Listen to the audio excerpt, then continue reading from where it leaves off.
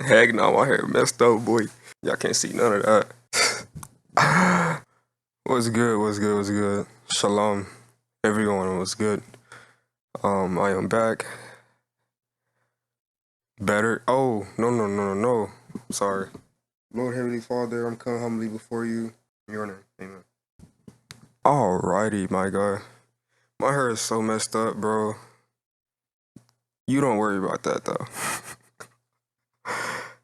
Yeah, I should have gotten that haircut when he said. Anyways, back better than ever, to be honest. Let's do it. As you can see by the title, we are fighting for peace. Not necessarily fighting. Well, in your current life, you could be struggling with something, and this video might help you to retain or get your peace back with Him, the Holy One. And there are 4 keys. My journal. Hear ye. Special mention stuff. Oh, so okay. 4 keys.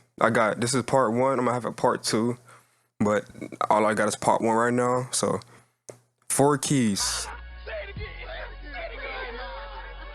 I need y'all to put on y'all key ring. You know, put these 4 keys on y'all key ring and keep these in your mind. These are some simple but good ones. Yeah. So for the first key, Psalms 119, 114 says, "You are my refuge and my shield. I have put my hope in your word." Just before I say more, my videos, I'm really trying to target my peers, people around my age. Because like I said before, there's not a lot of my peers who know God. But this also, of course, it goes out to anyone, adults, you know, people my age, or even a toddler who just got born. You know, he need to hear the word too, you know what I'm saying? Anyways, so I'm pretty sure, like, hide and seek before, right? I don't like being the one who counts. I like to hide. You know, hiding was my go-to. Like, sometimes we would do rock, paper, scissors, and I would be so mad if I'm the one who has to count and go find people. To me, it was just like a waste of time. Because sometimes it'd be hard to find people, and sometimes it's not. But it depends who you're playing with. You know, some people are really good. But anyways, I used to love hiding. And, you know, reason why, because I ain't gonna lie, I ain't trying to brag, you know what I'm saying? But I was good at hiding. I had some good hiding spots no matter where we was playing at. I used to always find some hiding spot I was good at hiding from. And with this verse, it says that you are my refuge. My refuge. Refugee sounds, well, refugee has 2 E's at the end. That's my fault. That's cool. You are my refuge and my shield. No, refugee sounds good as well. What you think? Leave a comment if you think refugee and refuge is the same thing. I think it is, to be honest. Anywho, you are my refuge, G, and my shield. So with this verse, the reason why I brought up hide and seek is because, you know how with me, I guess, when I was playing, I used to love hiding because I was good at it. And sometimes when I picked these good hiding spots, I felt comfortable and I felt confident because I knew that, man, this hiding spot I got right now is so good. Really good. And nobody's going to find me. And they usually don't until the end, once everybody else got picked. And, you know, while I'm in these hiding spots, I feel good. You know, I feel confident. I feel safe knowing that I'm going to win hide and seek because I picked a good hiding spot. Well, with that first part of the verse, we can realize and know that God is our refuge and He's our shield. We can always take place and comfort in Him when we don't have nowhere to go. I mean, we really don't have nowhere to go. He is the only one who has that safe foundation and that safetyness that's strong, that holds up, it holds its own. Because God, He is and He am. He can hold his own. He doesn't need nobody else to help him or to talk to him about anything. He knows all. He sees all. He's holy and he is perfect. And that's our God for you. So yeah, just take note of that. Hide and seek. You're going to go hide. You're going to go hide in these hiding spots. You feel good and comfortable because you know you're going to win because you put the good hiding spot.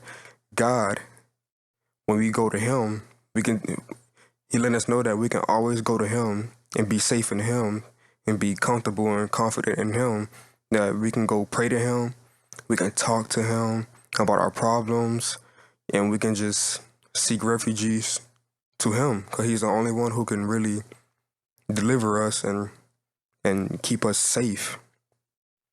No man can keep us safe like God can keep us safe. So that's the first key. You can always go to him. He's our safe spot. We can go to him confidently, knowing that we are safe in him, because you're always safe with him.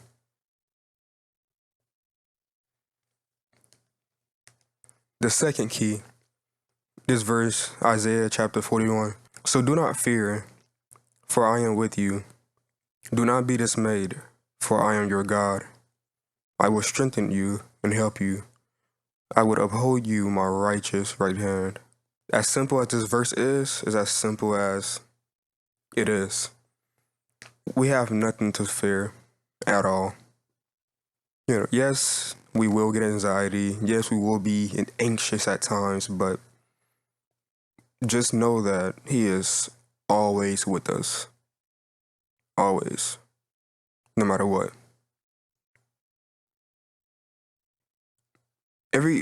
Just be confident knowing that God is watching all the time.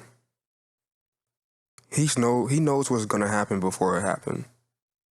And if we can just take note that he is with us. He sees what's going on right now. I don't need to panic or panic that much, because stuff in our life is gonna happen. But just knowing that he is always with us, he is. It doesn't seem like it. It may not seem like it. It may not feel like it. But don't take feeling goosebumps and well, God, I don't feel your presence. Well, that's not the point. Would you rather take his word, or would you rather take some feeling? Feelings are not always your go-to. You should take his truth and his word and not just, well, God doesn't feel like you're near. Well, are you going to believe in my word? This is what God is saying. Are you going to believe in my word? Or are you just going to go by how you feel? God's word is the only truth. It's the only way. And God does not lie. Simple as that. He doesn't. So take his word for it. Believe in it. Speak it. Believe it. Because it's truth. It's just truth. All right, so that's the second key. Don't fear. He is always with you. He will strengthen you and help you. And he would uphold you with his righteous right hand. Simple. Psalms chapter 56. Cast your cares on the Lord. My bad. The third key, by the way. Cast your cares on the Lord, and he will sustain you. He will never let the righteous be shaken.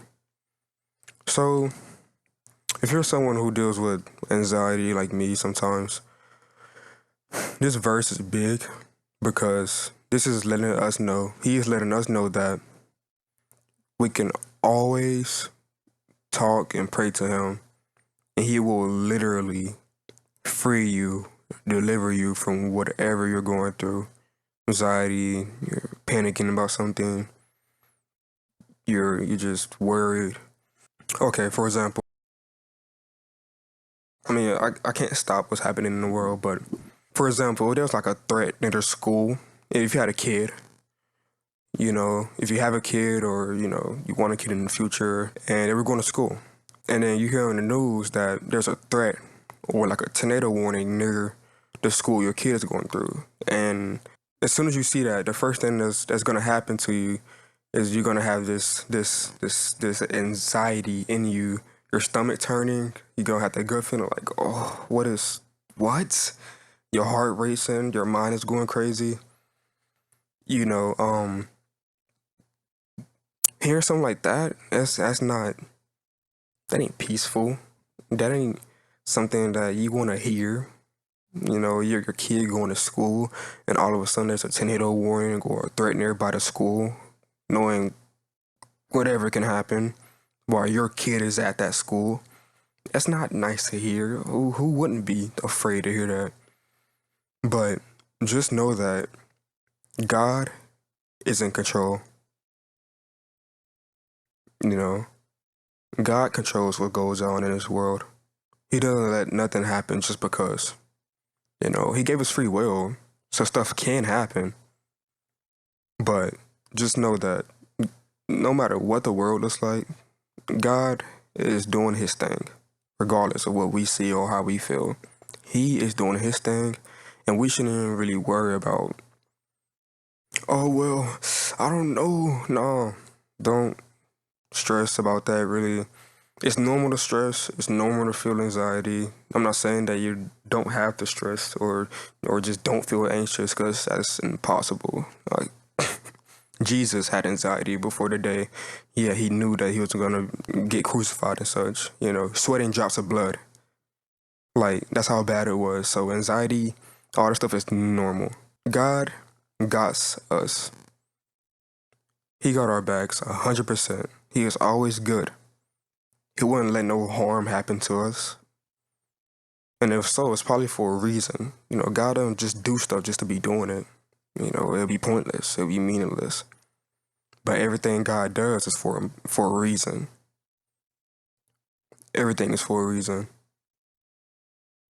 You know, if you're struggling bad, it could be because of your consequences, or it could be that God is testing you, testing out your faith, seeing that if you would trust Him or not, seeing that are you going to go into the worldly things, or are you going to turn your eyes on me and focus on what I'm doing? You know, God told me the other day, it was a Bible verse, I don't know word from word, but He said that, I ain't gonna lie, I was feeling, you know, my emotions are just, anyways. But He told me if I were to see things more spiritually, I would have a better understanding of what's really going on. I don't know the Bible verse. I'll try to find it. It's in my phone. I'll put it up on the screen for you so you can see. But he said something along like that. Like I said, I don't know word from it, but it's something like that. And at that time, I kind of just shrugged it off, like, okay, well, I kind of know that already. But at that time, I was like, you know, I didn't really care, kind of. But of course, whatever He says, I have it in my mind, but in my heart, it's kind of like, okay, well, you know. But now, as I think about it now, everything is really spiritual.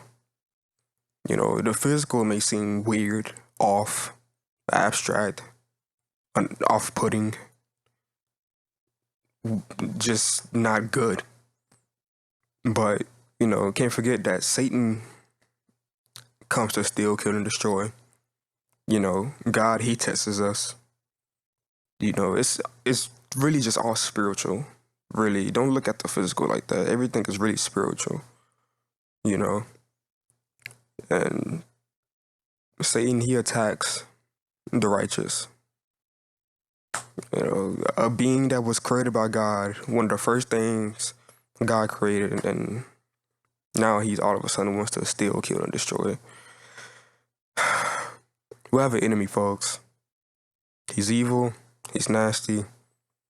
And like I said, all he wants to do is steal, kill, and destroy.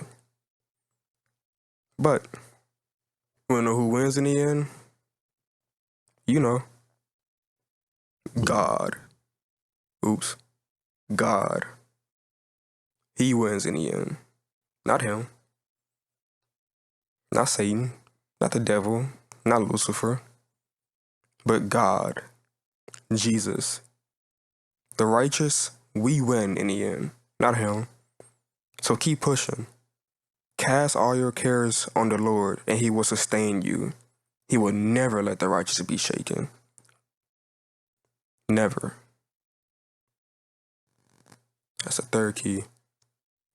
The fourth key. I'm from the fold. Okay, sorry. From, Texas.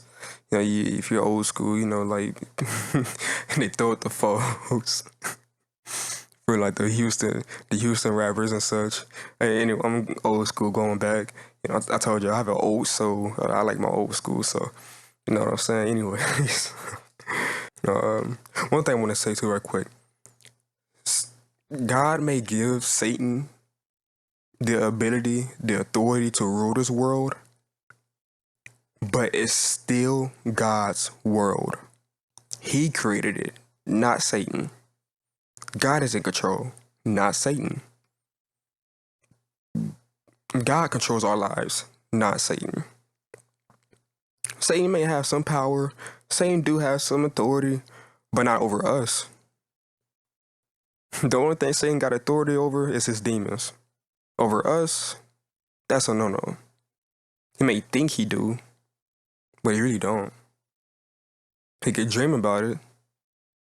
He can kick his leg up, sip some coffee, eat donuts about it, but he doesn't actually have authority over us. He wants that. It's not gonna have it though. Keep on dreaming, Satan. You ain't nothing, Brody. Anyways, this is the fourth key. All I said is very important, but this fourth key is gonna go back to what I said just now. All them three keys go back to this fourth key right here. Very important. Listen, please. John chapter 16. I have told you these things so that in me you may have peace. I'm going to repeat that 2 more times. Listen. I have told you these things so that in me you may have peace. One more time. It's very important. Listen to what I said. Them other 3 verses I said, think about them verses and think about what I'm saying now. It should click. I have told you these things so that in me you may have peace.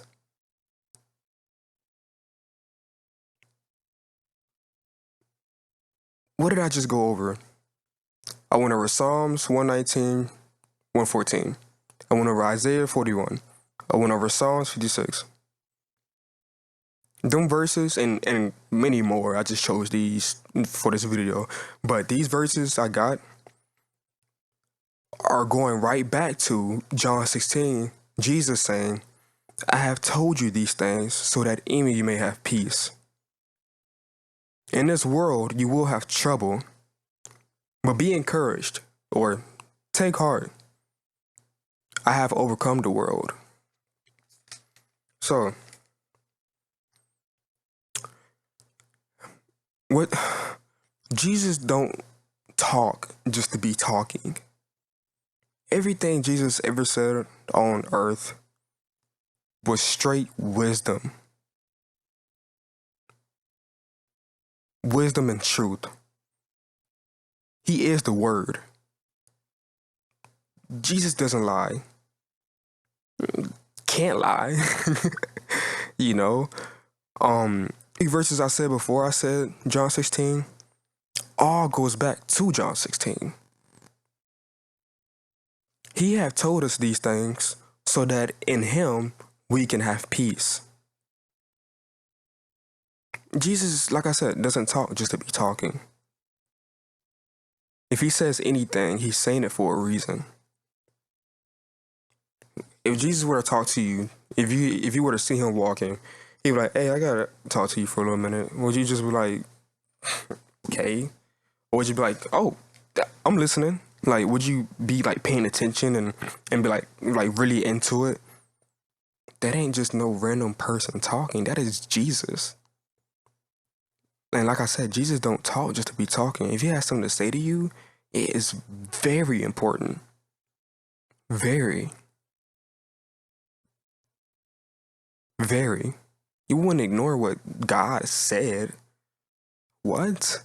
That's the most folliest things I can really imagine. God saying this, but you don't take it to heart or put it in your mind, and you just like, oh, you may feel down at the moment, and you may not like feel like listening in that moment, like I do sometimes. But in that moment, like whenever, like the next day or a couple days, I feel better. I pray and I feel better. I go right back to that verse I didn't really want to hear, and I go right back to it, and something just clicks. It clicks. I'm like, okay, since I'm have my stability back, going back to that verse now, I can really take into my mind and put it in my heart and keep it and grasp onto it and meditate on it. Salah. For the psalmist readers or for the psalmist lovers, Psalms, y'all should know. I think Salah is used in the Bible, not only in Psalms though. I'm not sure, but for what I know so far, I don't know everything in the Bible, but I know Salah. I've seen Salah a lot in Psalms specifically. But yeah, okay. So after he says, I have told you these things so that in me you may have peace, he said, in this world you will have trouble. We live in a fallen world. We're gonna experience trouble. You know, don't be surprised when trouble comes. I mean, it's Earth. I mean, have you looked around and see what's going on? I mean, it's not a surprise there, you know. But listen to what he says out there. But take heart, be encouraged, be brave, knowing that he have overcome the world. When a second coming come, wow.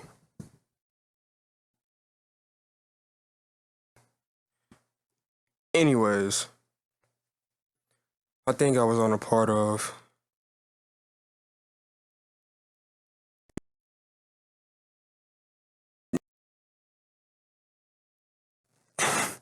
and you know, be brave that we won. You know, you going through a struggle right now. That's fine. You know, keep pushing. Cause when the second coming come, that's it. We're gonna be celebrating with Christ for 1,000 years, and the new earth is gonna be the new heaven. And it's gonna be beautiful. No more pain, no more sorrow, no more crying, no more death.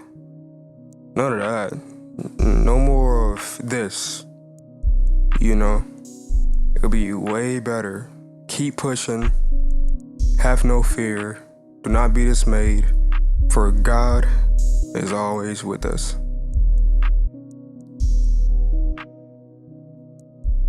Shalom, and may God be with you.